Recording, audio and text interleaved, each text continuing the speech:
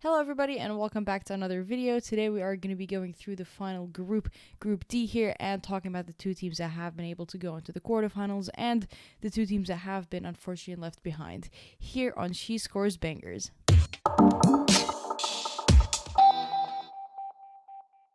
This was probably the weirdest group in terms of how the games played out, how the points at the end looked like, and just the overall match performances that we were able to see. When the group was released, it was very obvious that it was not going to be France versus X, Y, and Z. It was going to be France and Italy versus Belgium versus Iceland. And now that the group has wrapped up, that's exactly how the group did play out. If we are to look at the FIFA rankings, Italy, Belgium, and Iceland all actually rank within the 5-spot margin. They rank 14, 17, and 19, so all of them were pretty close ranking wise. That came pretty apparent because that second spot was not for grabs until the last day of the games, which also had like 7 different scenarios of the teams that could actually make it into that second spot. Shifting a little bit into odds, FIFA odds, UEFA odds, and pretty much every betting website odds that I did check out all favored Italy to get that second spot. In fact, it was Italy, Iceland, and Belgium. Belgium was able to grab that second spot after a victory against Italy in the final group game, which means they'll move on to face Sweden, and France will have to battle out with the Dutch. This marks the first ever Euros quarterfinals that Belgium has been able to qualify for, so there's some history for the federation. Opening game against Iceland was a very, very tight one. The first half, Iceland was pretty dominant in terms of attacking, moving the ball forward, having possession, and just overall making sure they were tight in the game. Belgium came out a lot more aggressive in the second half. They were able to produce balls going forward a little bit more. They were also able to distract a lot of the passes from the Icelandic midfield and steal those and have their own passes in their own midfield. A little bit more extra time on possession, the extra aggressiveness, and just the overall more passes they were able to achieve ultimately pushed them to grab a penalty where they were able to equalize and get a 1-1 draw. Overall, I would say it was a fair draw, considering it was almost a game of two halves. It looked to be a lot more creative in the second half, and just it was a good opening game for both nations. Looking to build on that second half for them, unfortunately they did have to face the French afterwards, which was going to ruin their rhythm. They lost that game 2-1. They had a red card in the 90th minute, which I personally don't think was a convincing red card, but regardless, the red card did start. They were a player down, but it was in the 90th minute, so it wasn't that bad of a hit. The two scorers for the French that game were Mbok and Diani.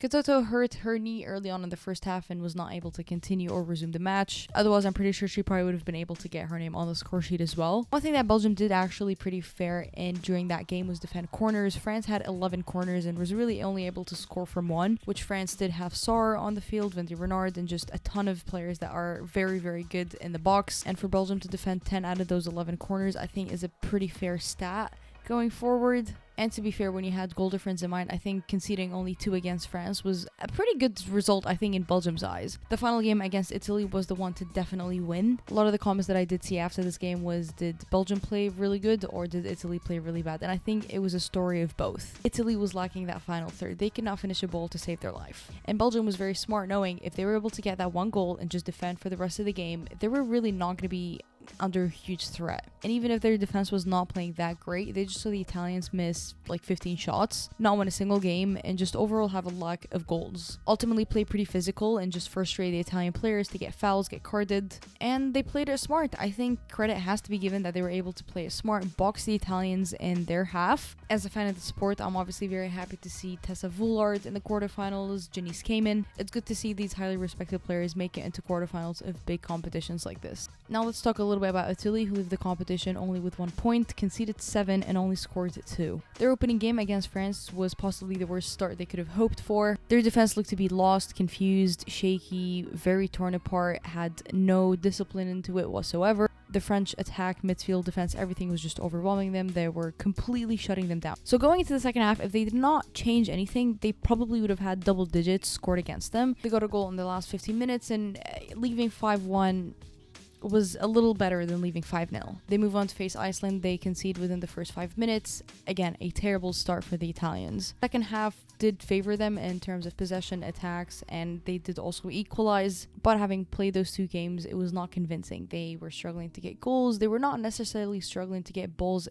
into the box, but they were struggling to finish. And this is not because they lack technical quality up top. They have Bonansea, Gorilli, but every single time they needed to finish, they were hesitating, they were overthinking, and just could not get a right decision out. Their forwards can definitely kick a ball, they can go forward, they can put the ball into the box, But when your decision making is off, it's not going to do you justice. You're not going to score, and ultimately you don't score, you don't win. The World Cup qualifications, the friendlies that they played before going into the Euros, they looked to be a lot better in making decisions. And I say this on top of the fact that their counterattacks were very dangerous. And if you know a thing or two about counterattacks, it's all about decision making and fast play. Their defense beforehand was very tight. I mean, they held Spain for a draw. And so there's no shock that they had a lot of expectations. The result did favor them. Their form was looking very good. The Italian league had also just went professional, so Italian football was very much on the rise. The manager came out at the end of the game and said that they had a lot of expectations from their fans, from their players, from the management, the federation itself, and that people forgot that they're only a mid-group team. What I would say to that is Belgium and Iceland are also a mid-group team. A lack of experience and just crumbling under the pressure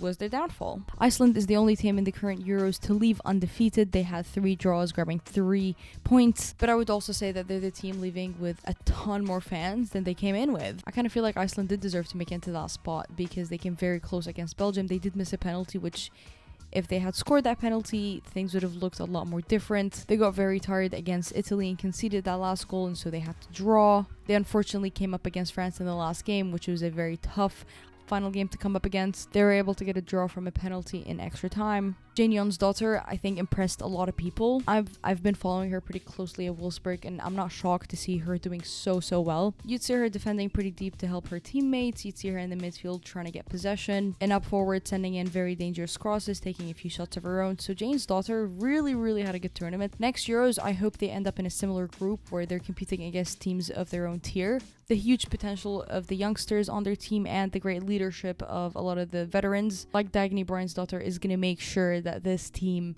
is able to succeed very well in big competitions like this. France, I mean, how much can you say about France? They have a lot of criticism going into the competition from a lot of fans, including myself.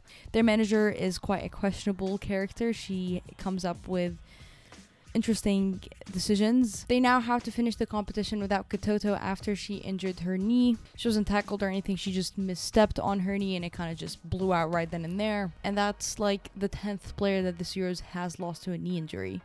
WEURO has been on incredible form. She picked up a hat-trick against Italy. It's still unclear who's going to be starting instead of Katoto. It's either Millard or Sarr. I would probably favor Millard to be the starter in that position just because she's a little bit more quicker in her decision-making. Her movement can help her find spaces a little bit more efficiently than Sarr, but I think they're both quality strikers you'd still want to have up there. Despite having a fair history of being underachievers and now Katoto being out, they look like different animals on the pitch. They're so ruthless in the midfield. Their attack is scary. Their defense is not an easy one to break, and so I think now they're going to face the Dutch. It's going to be a very interesting match. Now, I don't know which more I'm going to miss. The Italian national anthem before the games kicks off, or the Icelandic thunderclaps that literally sent goosebumps down my body every single time I saw it. This marks our final wrap-up of the group stages here with Group D. What do you think about Belgium going into the first ever quarterfinals in the Euros, and how do you think France is going to do against the Dutch? We're off to the quarterfinals, soon enough to the semifinals, and eventually to the final. It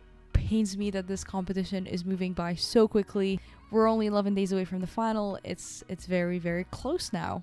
Make sure you subscribe to us here on YouTube and follow us on Twitter to stay updated and to continue enjoying the beautiful game. I will see you later.